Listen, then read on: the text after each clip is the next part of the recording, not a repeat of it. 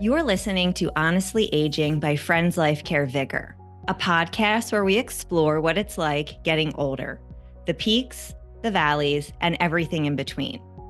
In this season of Honestly Aging by Friends Life Care VigR, we're covering topics related to solo aging. I'm your host, Cheryl Proska. Let's grow old together.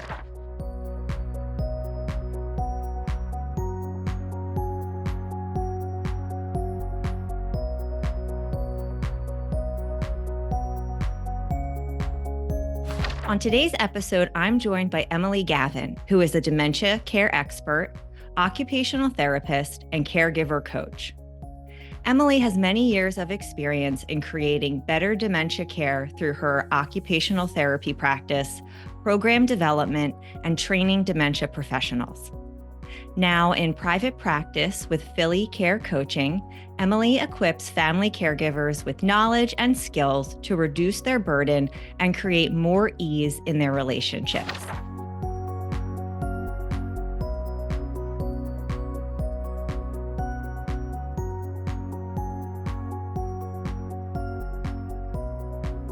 Emily, welcome and thank you for being here. How are you today? I'm great. Thank you so much, Cheryl. Thanks so much for having me. My pleasure. So, Emily, you're joining me today to talk about coaching for dementia caregivers to improve outcomes, relationships, and well-being. To get us started, can you tell us about your background and how you got into occupational therapy, specifically working with dementia caregivers? Sure. Um, so my background, OT is a second career for me. I came to it after 17 years in IT. And I got really bored in that setting. And I decided right around when I turned 40 to become an OT.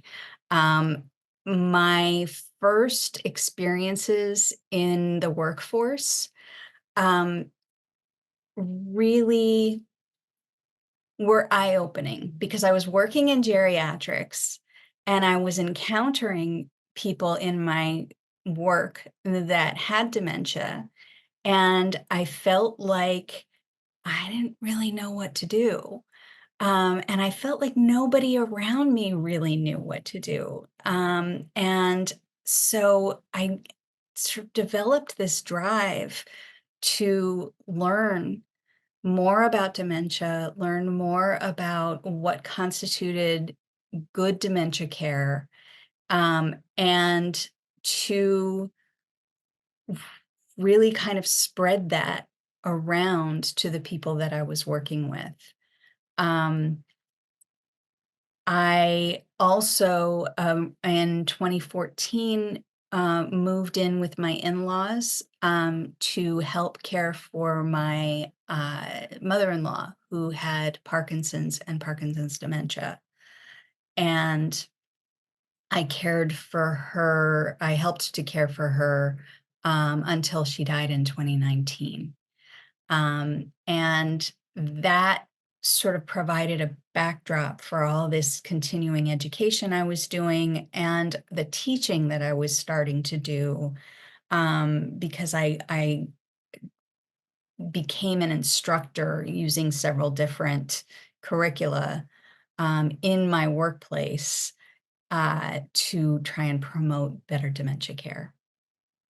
And I hear so often with colleagues that I work with, as well as guests on the podcast, is the reason for getting into geriatrics, aging services, is some type of relationship they've had with older adults, whether it be positive or somewhere where you're helping. For example, I was always close with my grandparents. And so that inspired me to want to be in aging services. And it sounds as if the relationship, at least that you had with your mother in law, helped perhaps propel you in that direction.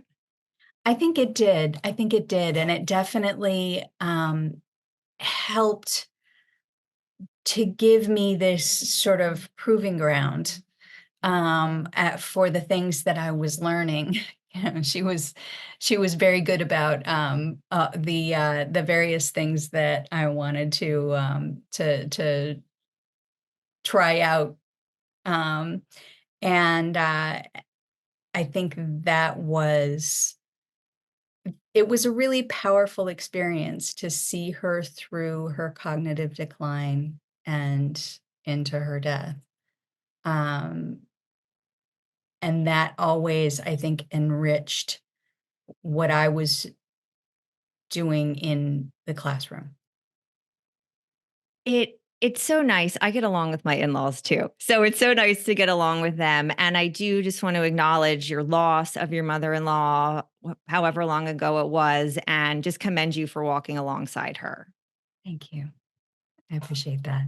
So, for those who may not be familiar, can you explain what occupational therapy is and how it differs from other forms of therapy? Sure, sure. So occupational therapy um, is really promoting health, well-being, participation Mm. in life through meaningful occupation, and being engaged in meaningful occupation. Um, it's a big discipline. It's very, broad, it's Mhm. very holistic. It really takes into account, uh, cultural differences, value differences, in so many that just respects the breadth of human experience. And so it's really, when we talk about occupation, I'm saying engagement in occupation is what we're promoting. When we talk about occupation, what we mean is anything that you want or need to do that brings meaning and purpose to your life. So, an occupation could be as simple as getting dressed in the morning.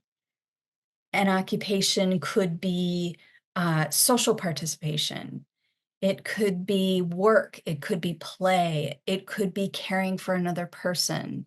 I know that for one of my clients now, the most valued occupation that they have is, being with their small granddaughter.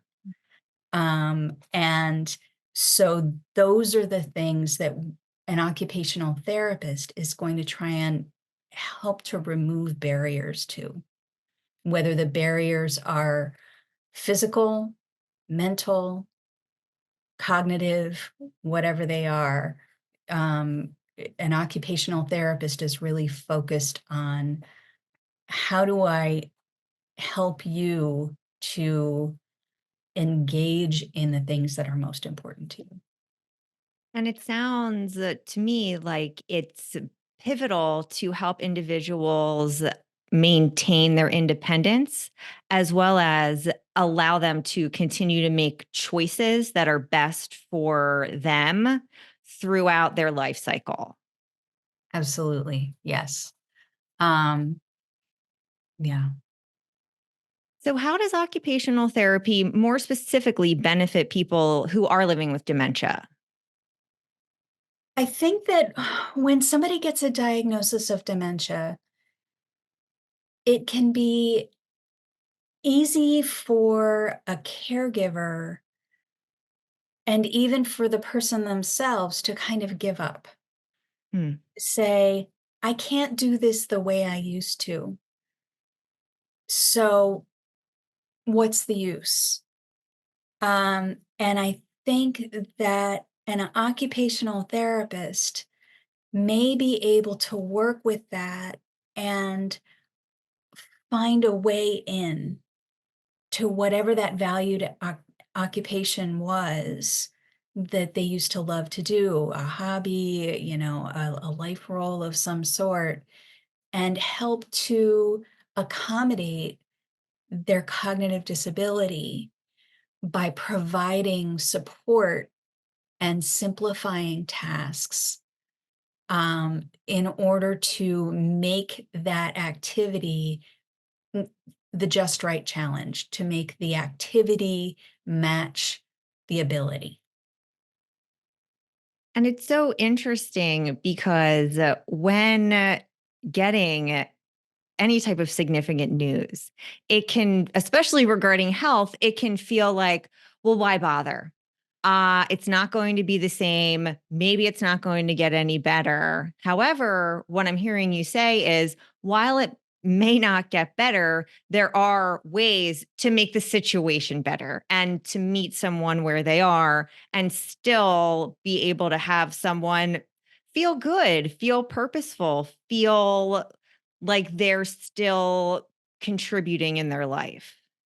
Absolutely, absolutely, and that is key because so many people with dementia sort of withdraw from their life because on some level, I think it's really scary and it's really unpleasant to feel like you might fail Mm. um, at trying to do something that you've always been able to do before. And so the safer thing to do is not much.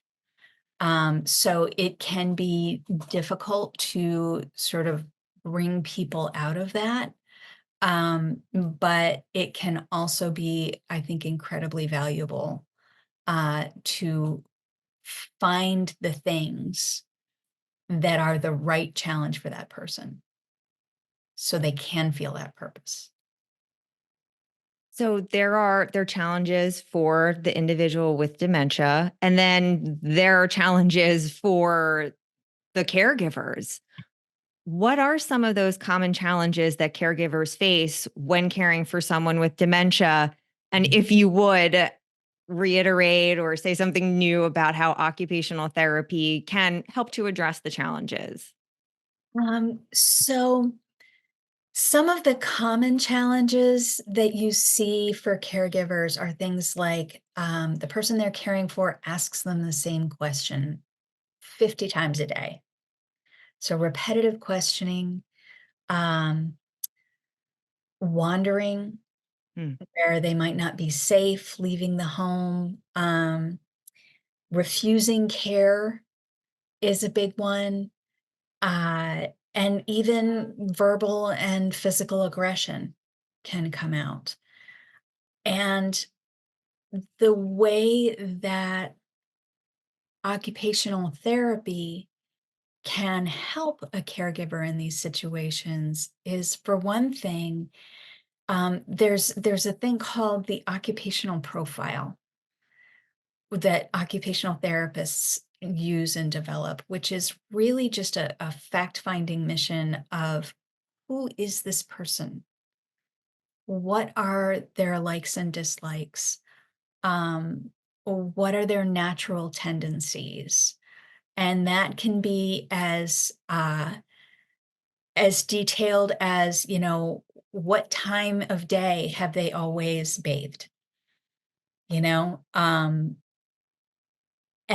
that kind of background provides a context for any care that I'm going to provide as an occupational therapist. So when I look at somebody who, for instance, maybe is uh, avoiding bathing, maybe they're sort of not okay with the shower anymore. Um, that I'm looking at who they are, what their background is. Um, I'm also looking at what their current cognitive level is and what that experience of bathing might be like for them now. Some of the issues can be memory related. I don't remember. I think I just bathed Mm. yesterday or an hour ago. Um, and some of them can be experience related and sensory related, like the shower is noisy and hot and cold and overwhelming to my system now based on the changes in my brain. So I think there's so many things that an occupational therapist can address with a caregiver, from uh, changing the nature of a task so it's less overwhelming, simplifying a task, simplifying communication so that the person is better able to understand what you want them to do. Um, there are so many things. And another is, for the caregiver, really focusing on stress management and self-care, in ways that make sense for that caregiver. Again, everything is very tailored to the individual. Two things that stood out for me. One is, as an occupational therapist in that approach, you're really trying to get to the reason why and the reason behind some of the behaviors.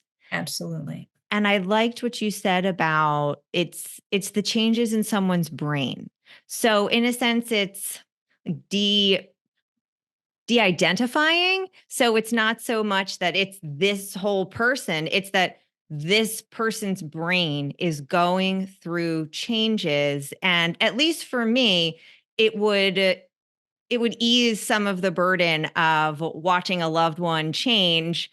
It's not a choice. It's just a matter of what's going on with that individual's brain. So that was a connection point for me when you brought that up. Absolutely. It can be infuriating when you're caring for someone and you think they're just being stubborn. And it can be liberating and such a relief to realize that they don't have the choice not to be stubborn. This is something that their brain is limiting them to. And being able to let go of, why are they doing this? And embrace that they're doing this because their brain is different now. Um, I think can make all the difference in just relieving the stress in that caregiving relationship. So I'd love to hear more about how, like, you and your specific consulting and coaching services, in like what they entail, and how you specifically go about working with a caregiver or a person living with dementia. And maybe what we could do is, if you're interacting with a family, I'm about to say a family for a first time, what that might look like. Mhm. Yeah. So usually what I do is start with a home visit. I will meet the caregiver, meet the person who's living with dementia, talk with them for a while, probably talk a little bit, depending on the people. Sometimes I'll talk a little bit with the caregiver while the person with dementia is doing something else, so that I can get some of those extra details, that might not be appropriate to talk about in front of them. Um, and I would do, but basically what I'm trying to do is get to know them a little bit. Get to know those preferences, those tendencies, what they did for a living, what they liked about what they did for a living. Um, and I I would also, if possible, I will try and do some cognitive testing of the person living with dementia. So I use a specific battery of simple sort of, there's sort of puzzles that we do tabletop. Um, and they tell me a tremendous amount without having to say, okay, would you please now uh, subtract from 100 by sevens? Um,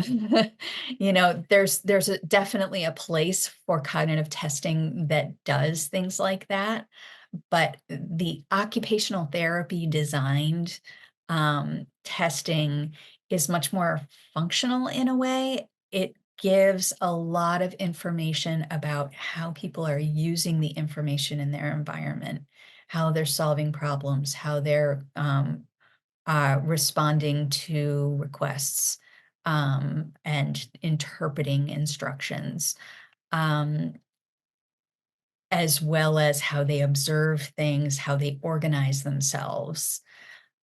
So that testing is really valuable if it's tolerated. Mm. Um, if the person with dementia is really not open to it, that's okay. I can learn a lot of those things from observation and other, um, it just in conversation and things like that. So, and in hearing, reports from the caregiver as well. So, I would also, in that initial session, probably do a little bit of a home safety evaluation. Just, is there anything in the environment that could be altered or improved to better support the safety and well-being of these people? Um, and then that first session is usually about 90 minutes. Um, and I go away with a picture to work from. Um, After that, generally my visits are virtual with the caregiver only. Um, and we then go through the list of challenges that that caregiver is experiencing, prioritize them, and basically start at the top. Um, and what we're then doing is problem solving and brainstorming together, because I don't have all the answers. They're the ones that are there. Um, and so we might really dive into one problem, look at it from all angles, try and figure out what's happening and why, and form some theories about that that we can then base ideas for strategies that the caregiver can then start trying, maybe 1 or 2 at a time. Okay, this is a really problematic thing for us. I'm going to try not using so many words when I give instructions, like with our previous example for bathing, you know. Um, I'm going to use fewer words, break down the task, and give simple instructions like turn to face me or, um, step forward rather than, honey, it would be really great if you could turn around and no, not that way. No, this way, Yeah. just making things more succinct so that they're more understandable and can be processed by the person with dementia. What are you finding are some of the most common challenges that caregivers for individuals with dementia are coming to you with? Most common challenges, I would say, are repetitive questioning Mhm. is a big one. Um, how do I manage the fact that every 5 minutes or less, I'm getting the same question, and especially when it's a difficult question to answer, like, "Where's my mother?" Um, that can be a real big challenge. Another, I would say, resistance to care, resistance to whatever it is that is in the moment, um, is also a big one. I don't wanna go to my day program today, and that happens every morning that the day program is on the menu, but when that person gets to the day program, they actually have a really good time and they're relaxed and happy when they come home. So Mm. sometimes it's transitions from one activity to another that can be challenging. What are some of the tactics and advice that you give for those types of challenges that the caregivers can try with their loved one? I mean, I will say that it always has to be tailored, Okay. but there are definitely general things that I always kind of preach. One is speak to the emotion, not necessarily the content. Um, if, for instance, uh, somebody is asking the same question over and over again, maybe they're saying things like, I want to go home, but they're already home.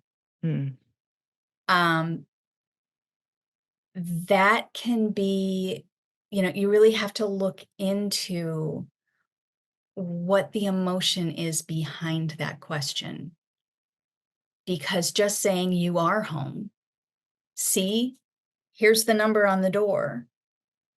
This is where you've lived for 40 years. Um, that smacks of it's kind of reasoning, trying to reason with the person, and their reasoning skills may be a thing of the past. So there's not really much point in engaging in at that level. But if you engage at the emotional level, where you're saying, you really miss your home, don't you? This must be really scary for you. And then, if you really respect the emotion they're presenting you with, and then redirect to something else, to something, that may or may not be about that fact. Um, I think that's a good rule of thumb, is that And address the emotion. Sorry. no need to be sorry. I was just thinking that could really be implemented in so many situations, whether you're working with someone with dementia or not, just in day-to-day life, where if someone is feeling a certain way and you say to them, well, you shouldn't feel that way, you've done XYZ so many times, or oh, I know you're going to be fine. That's really not so. And then, it's helpful in the sense that you're, trying to build someone up and support them, but it would probably be more helpful if you tried to understand where whatever that emotion is coming from to help the person work through it. So, definitely great advice for someone with dementia. Also, very pertinent to just day-to-day life for people who are working or living with others. Mhm. Yeah, I think it's really important, and it really shows the person that you still see them as a person, that you're not just trying to fix them. Would you prefer to age independently in your own home or live in a nursing facility? I know what I'd rather do. Friends Life Care membership offers just that. Plan today for a future lived at home with vitality, independence, growth, and resilience while protecting your savings. Learn about your options at a free seminar or webinar. Register at friendslifecare.org/register or call 215-628-8964. You mentioned before about trying to help the caregivers with their own stress and their own burnout. Is there any advice to share on that type of topic? Sure, sure. Um, in terms of I mean, one thing that I express to caregivers is this situation, this picture without you falls apart. So there has to be some priority for caring for yourself. I think that people often hear, "Oh, make sure you take care of yourself. Make sure you're taking care of yourself." And it feels just like one more thing that they have on their plate that they can't that they failed at. If it, and there's this sort of picture of, I should go and sit on a beach or something like that, and really take care of myself so that I can do this, but that's impossible. That's a How major thing to do. Yeah, how are you gonna do it? how could I possibly go and sit on the beach? That's what the thing that I really want to do. Um, but I think that recognizing that you're often, as a caregiver, in a state of fight or flight. You're in this stress response mode so often that it can really break down your body. Your mental and physical health can totally suffer. And again, if you burn out, if you get sick, who's caring for the person that you were caring for? So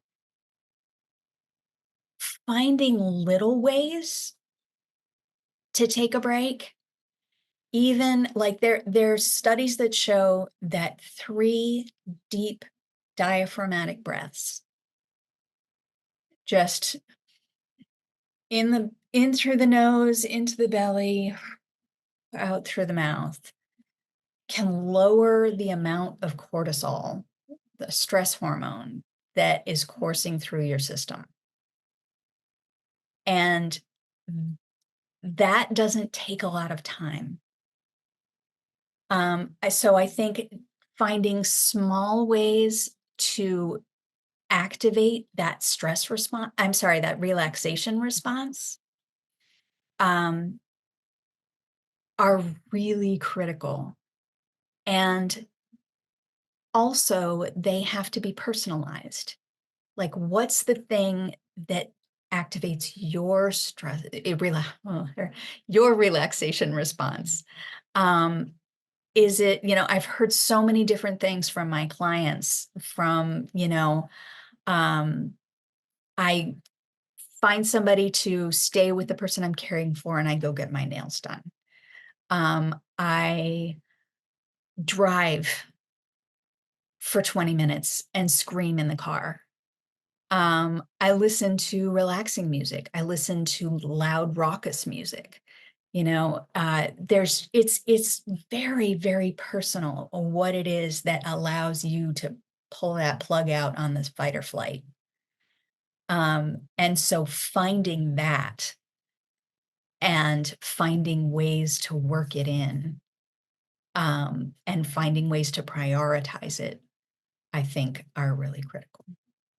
And it sounds like building your own personal support network so that you can ask for help. And that's not necessarily easy. No, it's not easy for some people at all, but it is something that I try to encourage because so many people would love to be helpful if they knew how, if they knew what it was that you needed. And people do tend to shy away when someone has dementia because they don't want to do anything wrong. They don't want to say the wrong thing. They don't want to do the wrong thing. And so having that ability to say, even scripting it out, hey, this, it would be really helpful to me if you just came and sat with my husband for 30 minutes so that I could go and stare at the ceiling. you know, um, Specific things that people can do for you that will give you that moment to unplug. I think finding ways to be able to ask for that from your friends and family are really important. And that's going back to what you've been preaching, which is really tailoring it to yourself, taking the time to understand what help and support looks like for you, identifying perhaps 3 people in your life who you can go to and asking for specific types of help. And you're going to know those 3 people and know probably what they're going to say yes to. They might be someone who, loves your loved one and will come and sit with them, or it could be someone who can prepare one meal for you a week just so you don't have to. So Mhm. that's something that I did when I had my children. I specifically asked for help in the early stages. I'm like, here's some things I could use some help with, and people were very receptive. Yeah, yeah. And it's always gonna vary for people, um, who they have in their life and what kind of relationships they have and who they can draw on. Um, there is often somebody that they can ask for help. Um, and there are some other things that can be really helpful, like day programs, adult day programs, uh, in-home help. Some caregivers can get really daunted by the idea of having somebody come in their home and the sort of the management aspect of all that. And it is not insignificant, but it can often also be a real help, a real boon to be able to have that time where you're not on. I would love to hear if you're willing to share a success story, of course, de identified, Yes. of a time where you and your coaching and your occupational therapy had an impact on a caregiver and their loved one with dementia. Yeah, yeah. Um, I think that one really significant one was a woman who was caring for her husband. Um, and she was very well prepared. She had, when he got his diagnosis, she read every book she could get her hands on, um, and really, in many respects, knew what she was doing. Um, the problem that she ran up against was that when he was in circumstances that were chaotic, close, uh, confined, out of his control, and where he felt like he was failing, he got very upset and would sometimes become aggressive physically, which was terrifying, for my client. Um,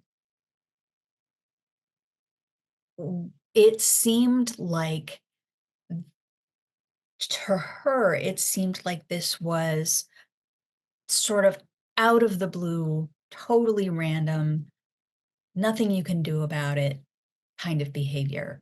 Like, I don't know where this came from. Um, and we really worked through it together to identify those things, that it was in confined spaces, it was in a lot of chaos and movement. And one thing that was really important to her was that she had a very large family, and she wanted him to be able to continue to be engaged with their large family in gatherings and things like that, weddings and all these kinds of, holiday dinners. She didn't want to give up on helping him to be engaged, in those activities and with those people. And what we nailed down was those circumstances, and we came up with some strategies to allow him an exit. Okay. to allow him a place to retreat during those big activities, so that and to prepare the people who were going to be there. Hey, if we're out sitting on the porch, everything's okay. We're just getting some quiet time. It's okay. Um, and, away from the kids playing, away from whatever hubbub might be raising his stress level. And she became really tuned in to when he was getting overwhelmed and really able to check in with him, make eye contact, and be able to give him what he needed in that moment. And it sounds like he was receptive to that. He was extremely receptive to that. This was a person who, um, before his illness, one of his favorite things to do was rock babies in the NICU Wow. as a volunteer. And um, he had such a tender heart, and giving him a simplified experience when things got too much, giving him very simple directions with few words, and giving him a way to step back and giving him a purpose, even in that activity. Let's peel the potatoes together, something along those lines, giving him a purpose in that activity and something to focus on, um, was also really helpful. And that caregiver, she said her sleep got better, her stress got better. She felt more confident in her caregiving. She felt that her husband knew that he was loved and that she was able to really continue caring for him at home with absolute confidence. And so much of what you do is deal with individuals that do have a loved one and a caregiver. I am curious, how might your approach and what recommendations you might have for a solo ager who's living with dementia? Mm. It's a really good question. I think that uh, so much of my approach is has to do with working with the people who are close to that person. Mhm. And that could be somebody who lives with them, or if they live alone, it could be like a power of attorney. Even I have a client who is not related at all to the person that they manage the care for as POA.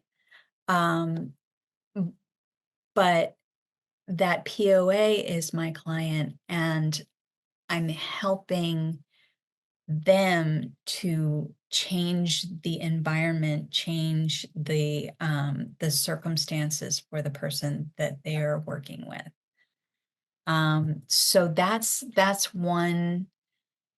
um that's one thing, is that it doesn't necessarily have to be like a spouse or an adult child who's living with the person. It could be somebody who's living alone.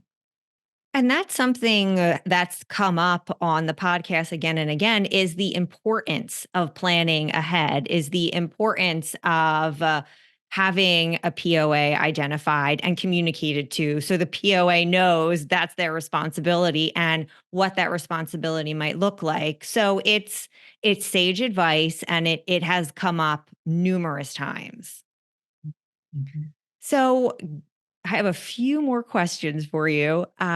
One is, are there any resources that you recommend again and again that are helpful for caregivers who are curious and want to learn more about dementia and effective caregiving strategies? Yeah, absolutely. There is a woman named Teepa Snow, Her first name is Teepa, and she's an occupational therapist, and she's got a YouTube channel with a million videos on it. She has sort of developed her own method of dementia care. She's sharp and she's very funny. And she is a real joy to watch. And you can learn a ton. So I would recommend Teepa Snow's YouTube channel to a lot of people. Um, Another thing that I want to mention, actually, one of my mentors, Rachel Wiley, who taught me the method that I use, which is called Skills to Care, which is an evidence-based program that was developed at Thomas Jefferson University, to work to do OT with caregivers.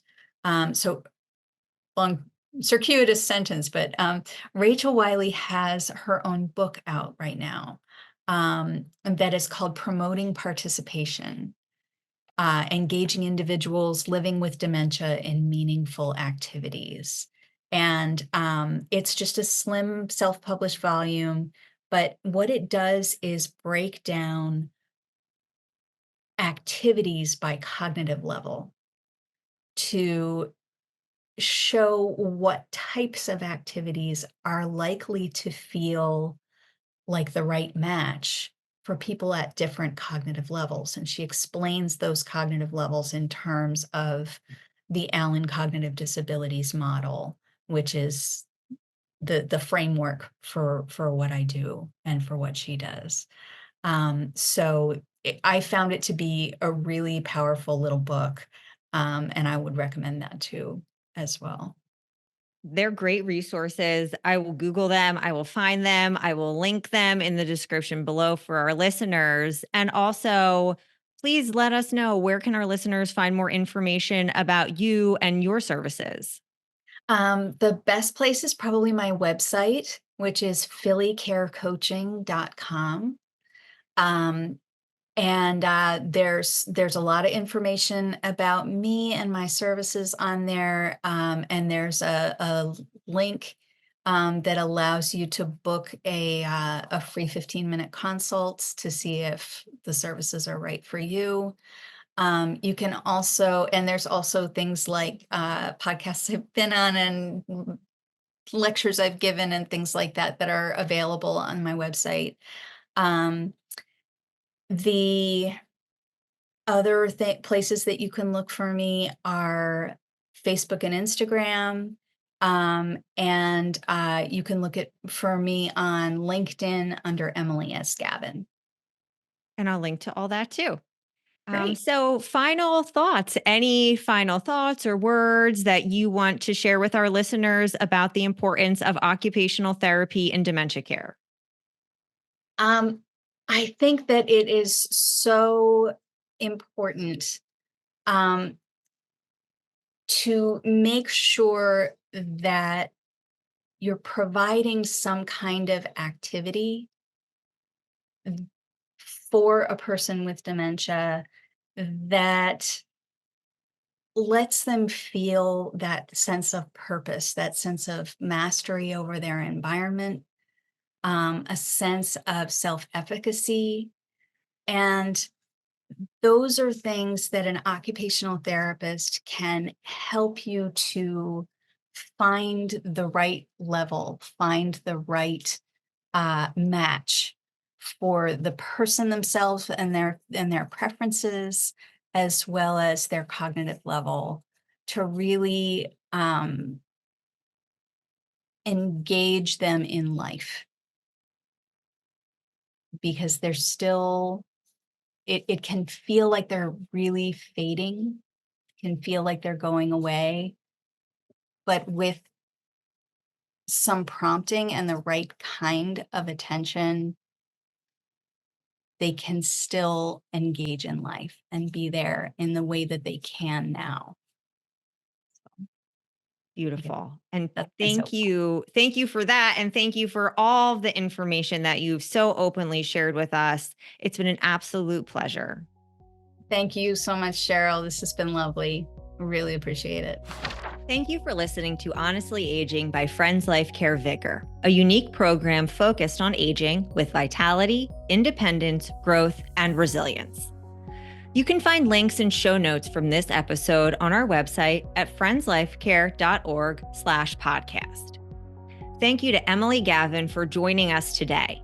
You can learn more about Emily and Philly Care Coaching by visiting phillycarecoaching.com, Facebook, LinkedIn, and Instagram. If you like our show, please rate, review, subscribe, and join us next time. To learn more about aging with vitality, independence, growth, and resilience, subscribe to our blog at friendslifecare.org/blog.